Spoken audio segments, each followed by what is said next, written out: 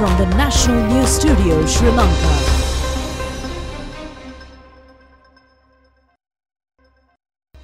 Hello there, good evening. Welcome to the National News broadcast. I'm Niket Karnaratna together with Sharifa Tahir. We'll start off with the headlines as usual.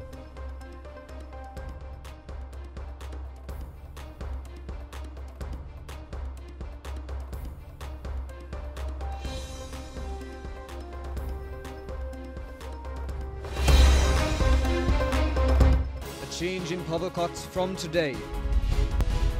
A new bridge to Randupata in Matara. Demining operations enter the final stage in Sri Lanka. Bringing of students to schools will be carried out in batches from next Monday. Fishing activities in several sea areas remain dangerous for the next 48 hours. Yes, exactly. And we did have an update on the world situation, and we move on to more local news updates. But at the same time, we're going to give you an update on the Geneva issue. Foreign Minister Professor J.L. Piri says there are serious shortcomings and deficiencies in the report on Sri Lanka presented by the United Nations High Commissioner on Human Rights. The minister adds that Sri Lankan government has made a stern determination to safeguard stability and security, as well as to consolidate the sustainable progress on behalf of the people. The debate on the report on Sri Lanka of the High Commissioner presented to the 49th session of the United Nations Human Rights Council has commenced yesterday. As the debate commenced during the evening hours on Friday, it was not possible to be concluded during the day. Therefore, the remaining section of the debate is to be conducted on Monday. High Commissioner Michelle Bachelet, expressing her opinion on the report, has presented facts on Sri Lanka's process of responsibility and charges on war crimes. She added that, however, the relationship between the Sri Lankan government and the Office of the High Commissioner has improved substantially in the recent past. She has also appreciated the measures taken, including the releasing of some detainees and updating the Prevention of Terrorism Act. Mrs. Bachelet has requested the Sri Lankan government to carry forward the procedure. The High Commissioner has also questioned on certain issues, including the 20th Constitution Amendment and accountability. Minister Professor G.L. Piris, delivering the reply speech, has expressed concern over the inclusion of several unfounded charges and insensitive determinations on issues by judging them from the surface level. Mr. President, the Resolution 46/1 on Sri Lanka was adopted by a divided vote in this Council. Sri Lanka and other member states opposed this resolution in fundamental disagreement with its deeply flawed procedure and unacceptable content, in particular its operative paragraph 6 regarding a so-called evidence-gathering mechanism. The resolution was directly contrary to the Council's founding principles of impartiality, objectivity, and non-selectivity. It went well beyond the mandate that member states conferred on it by UNGA Resolution 60/251. I have stated Sri Lanka's views on this matter to this Council on the 1st of March. We also submitted in a timely manner our comments on the High Commissioner's report. We note with regret that the Secretariat failed to publish this simultaneously with the High Commissioner's written update. Despite our rejection of the resolution, we will continue our voluntary international undertakings on human rights and engage with the United Nations, including with this Council. As stated by President Gotabaya Rajapaksa of Sri Lanka to our Parliament on the 18th of January 2022, we are a nation that respects international laws and conventions. We have regularly shared our progress and challenges in a candid and open exchange with this Council and other relevant organs of the United Nations system. We are convinced that there are serious anomalies and weaknesses in the report presented to this Council by the High Commissioner. Fundamental deficiency is its intolerably intrusive character, impinging as it does on core functions and responsibilities of organs of the Sri Lankan state, overwhelmingly mandated by the people of our country at 3 successive elections. There is as well a clearly discernible element of discrimination in that the Council would certainly not take it upon itself to embark on a similar inquisitorial procedure in respect of other member states. This in itself, Mr. President, strikes at the very root of the foundations of the United Nations system. The issue of uniformity and consistency of standards applied by the High Commissioner to member states, irrespective of their size and influence, and in steadfast conformity with the essential principle relating to the sovereign equality of all members of the United Nations fraternity, is cynically transgressed in several portions of this report. To our minds, this is particularly disturbing because the strength and prestige of the United Nations, and especially the Human Rights Council, derive from the widespread regard of the international community as a whole for the moral and ethical basis underpinning the attitudes of the Council. We fervently believe that this is vitally important to retain this confidence undiminished, especially having regard to the fate of the Human Rights Commission, the predecessor of this Council. It is a matter for deep regret that numerous instances of unsubstantiated allegations and superficial conclusions, insensitive to the complexity of ground situations, have found their way into the report. We have commented on these in extensive detail in our written response. We are dismayed by the High Commissioner's unwarranted onslaught on seminal institutions of our country, which function under the aegis of Sri Lanka's constitution and legal system, emanating from a rich and varied cultural heritage, and are subject to stringent review processes which form an integral part of our tried and tested laws. There is also the question of the use of stringently limited resources in such a manner as to achieve optimal benefit for all of humanity at a time of unprecedented crisis. The colossal expenditure of millions of dollars in a partisan and specifically targeted pursuit of Sri Lanka is hardly consonant with this obvious imperative. It seems to us a great pity that the report shows scant regard for these considerations, which appear to a wide swath of nations to be crucially important at this time. The government of Sri Lanka is firmly resolved to maintain the security and stability that we have restored for our people and ensure sustainable progress in an equitable manner. My country, Mr. President, reaches out to the international community with a sincere exhortation to join us as partners on a footing of equality and mutual respect to face the challenges ahead. Several foreign and Sri Lankan activists attending the human rights session have also expressed opinion to the national television in Geneva. The Sri Lankan government and independent people that the government could muster will be able to find a mechanism to find a solution, a reconciliation and a solution for the problem in Sri Lanka.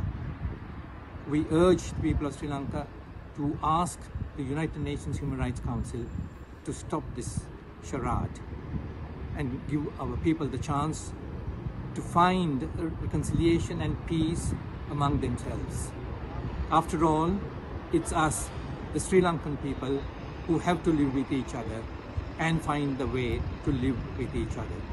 And it's certainly not the Human Rights Council who can show us the way. Definitely not. We are quite capable of finding peace among ourselves. Power cuts have been quite a topic of discussion these days. We'll now take a look into this situation and possible changes that might take place from tomorrow. Exactly. So giving you an update on the possible changes, the Public Utility Commission says there could be a change in power discontinuations with effect from today according to the availability of fuel stocks.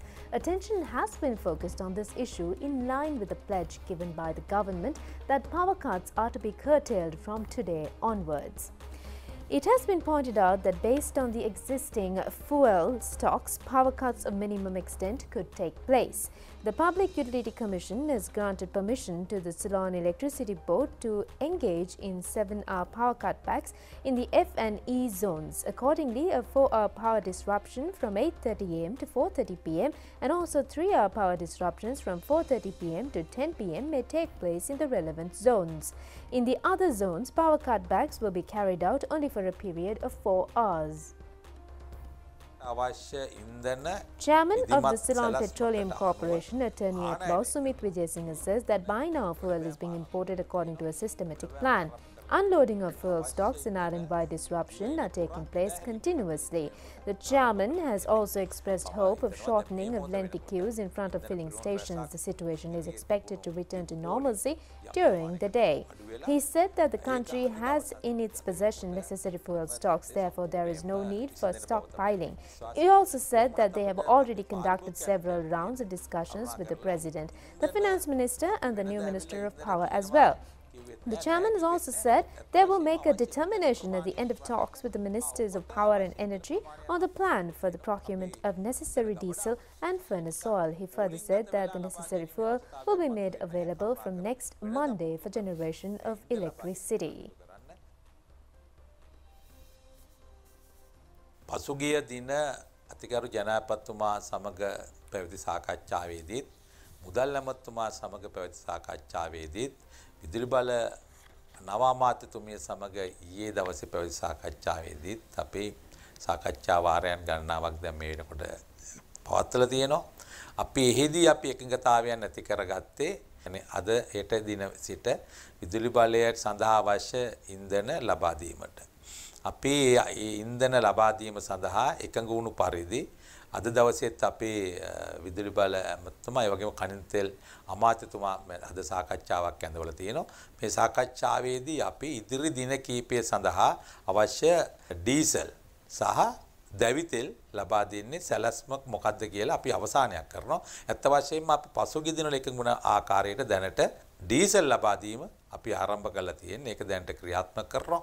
සවුන්ද සිට අවශ්‍ය සියලුම ඉන්ධන දැවි තෙල් සහ diesel අපි අවශ්‍ය ප්‍රමාණය ඒ අවශ්‍ය විදුලිය නිෂ්පාදනය කරන්න ඕන ධාරිතාවය සඳහා අවශ්‍ය ඉන්ධන තොග අපි ලබා දීමට කටයුතු කරනවා. Long queues were seen at filling stations today as well. Transport Minister Dinu Amanugama said that provision of fuel for private buses from 45 island-wide depot of the Sri Lanka Transport Board has commenced today. Accordingly, private buses are able to receive fuel from provincial depots in Colombo, Gampaha, Kalutara, Kandy, Ruhuna, Nuwara, Sabaragamuwa and also from Uva, Vayamba, Rajarata, Northern and Eastern depots.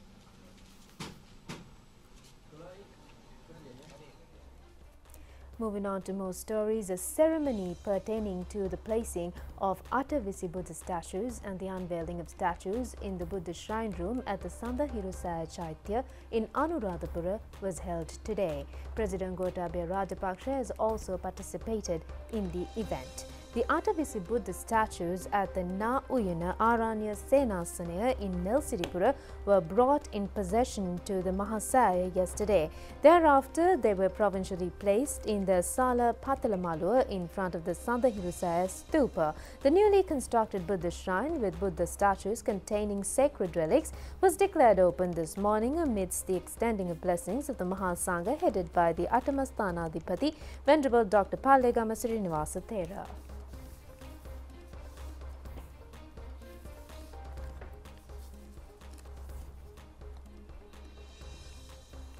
Moving on to further local news, Prime Minister Mahinda Rajapaksa says that Venerable Udugama Sri Dhammananda Thera is a Mahathera who has been subjected to the honour of not only Polo Narwa but of the entire country.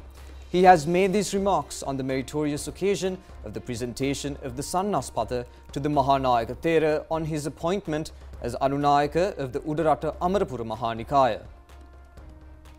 The ceremony has been taken place at the temple trees last evening.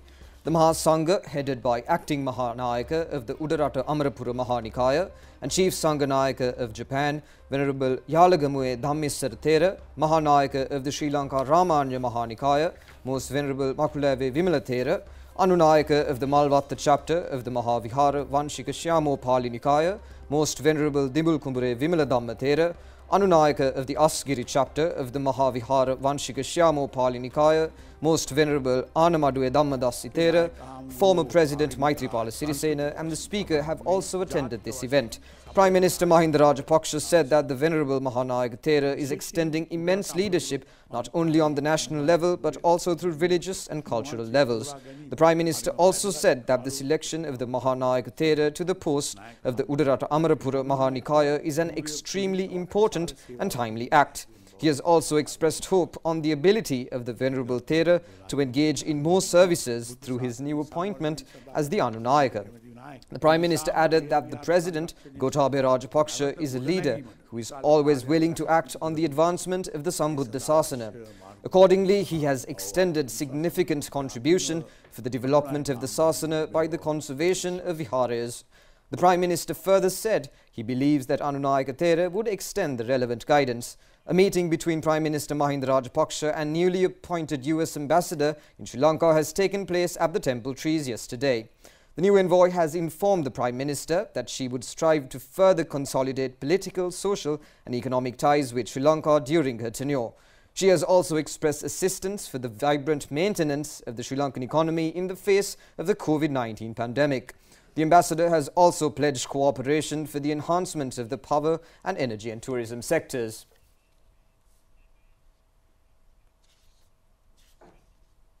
In the meantime, the entrance bridge to the Uposathagaraya Vihara in Ramdupa, Mathura was collapsed yesterday.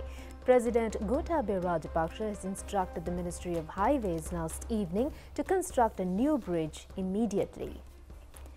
The bridge linking the beach garden in Mathura and the Randupata or the Pigeon Island has remained in the dilapidated condition. Our correspondent says the bridge may have fallen into the sea due to a large group of persons travelling on it. Some of those who have fallen into the sea have sustained major or rather minor injuries. The President has ordered Secretary to the Ministry of Highways R.W.R. Premasiri to engage in the construction of the new bridge upon receiving information on bridge collapse from Venerable Omare Kassapa.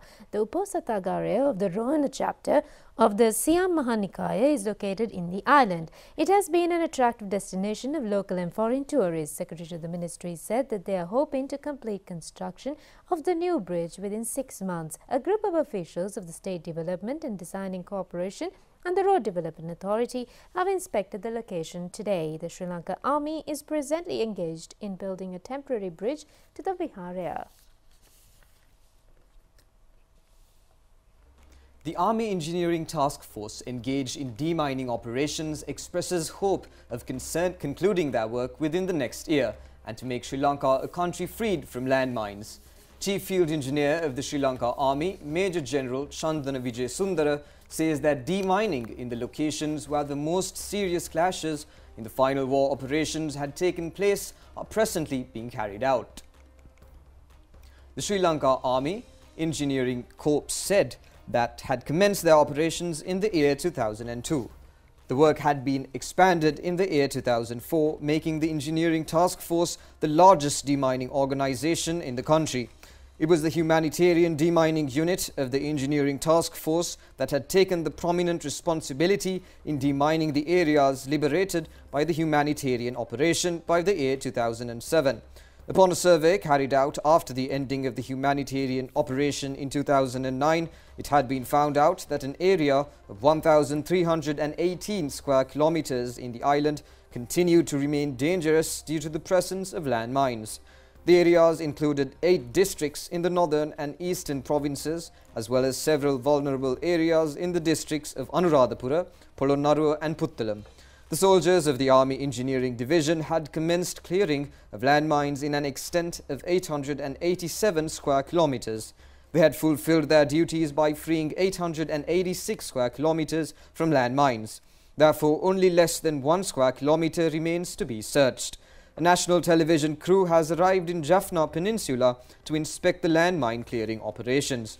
The aim of the Sri Lanka Army is to conclude operations expeditiously under the instructions of the Army Commander General Shavendra Silva to enable the civilians to engage in their daily routine without any threats. The area, including Kilali, Muhammali and Nagarkovil, was regarded as the area with the highest density of landmines. This area was comprised of several security rings of terrorists.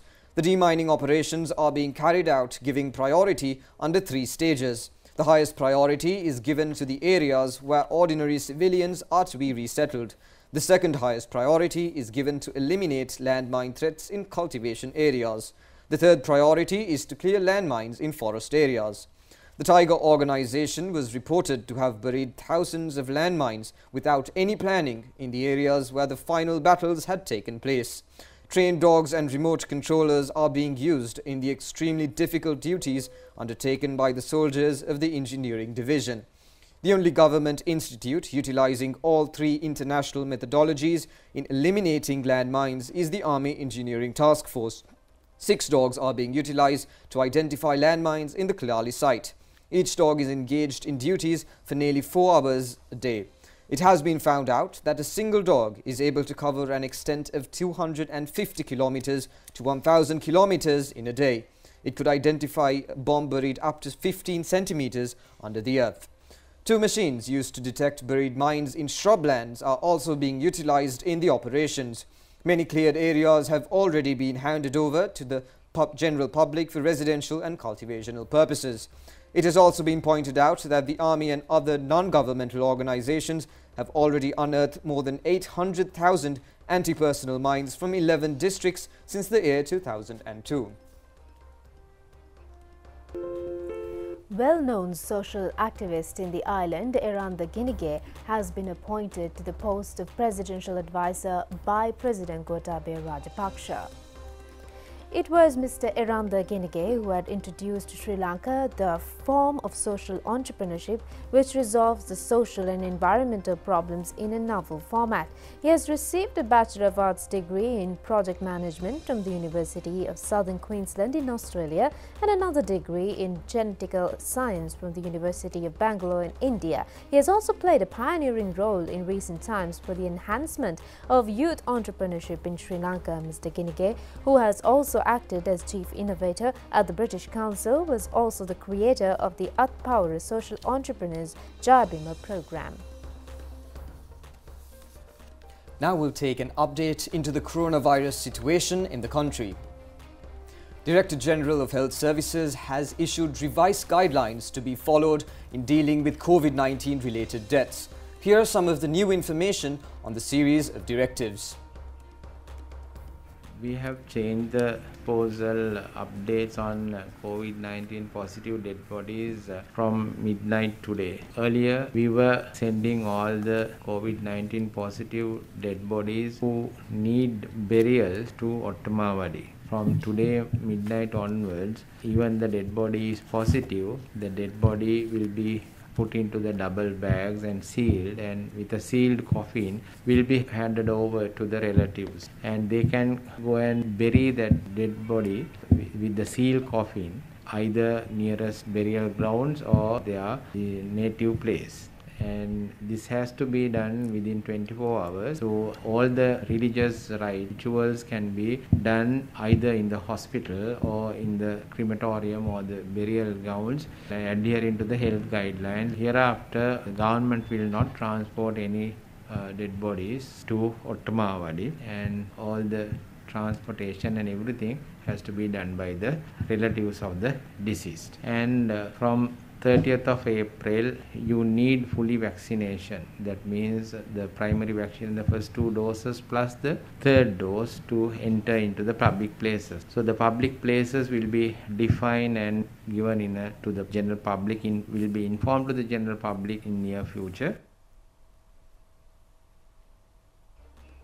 Schools are scheduled to commence academic activities on the 7th of this month following the conducting of the 2021 GCE Advanced Level Examination. Convening of students are to be carried out in a restrictive manner. Batches of students who are learning in an alternate process in order to cover portions of the relevant syllabuses. The Ministry of Education informs that daily classes will have to be conducted with the inclusion of 20 students. If there are students from 21 to 40 in a classroom, such classes will have to be conducted in 2 groups, and they will have to be conducted one week after the other. If there are more than 40 students in a class, such classes will have to be divided into 3 groups. Secretary to the Ministry of Education, Professor Kapila Pereira, says that the academic and non-academic staff should report to duties as usual. And we now have a special feature titled Abhiyogya Mada Hadana Rata.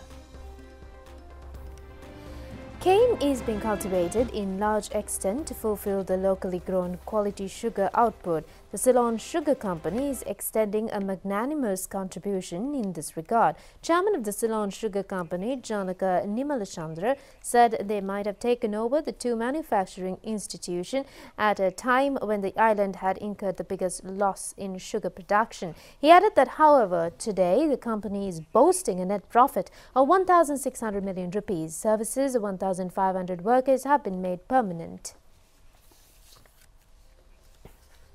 The Department of Meteorology predicts continuous rainfall or thunder showers in the next 48 hours in the shallow and deep seas of the northern and northeastern shores of the island. This is the outcome of a deep low pressure condition in the southwestern direction of the Ray of Bengal. The atmospheric disturbances, which was located north to east of the coast of Trincomalee, was reported to have travelled in the northwestern direction. It is hoped that this would reach the Tamil Nadu coast in the next 36 hours. The Met Department also forecasts rainy and windy situations as a result of the low pressure situation in the northern and northeastern sea areas. The wind speed may increase up to 60 to 70 kilometers per hour. The sea may also turn rough. Wind speed may further increase in the sea area from Trincomalee to Potuvil via Batiklo and also from Mannar to Colombo via Puttalam.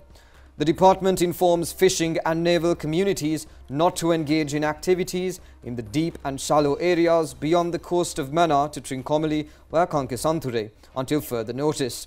It also requests those already engaged in operations to return to the shores. Retired Senior Research Officer of the Sri Lanka Rupavahini Corporation, Krishanti Wickramarachchi, has passed away. She was continuously engaged in services at the corporation from 1983 to 1998. She was attached to the Research and Training Division as well as the News Division of the corporation. The funeral is scheduled to take place at the General Cemetery, Barala at 4 p.m. tomorrow.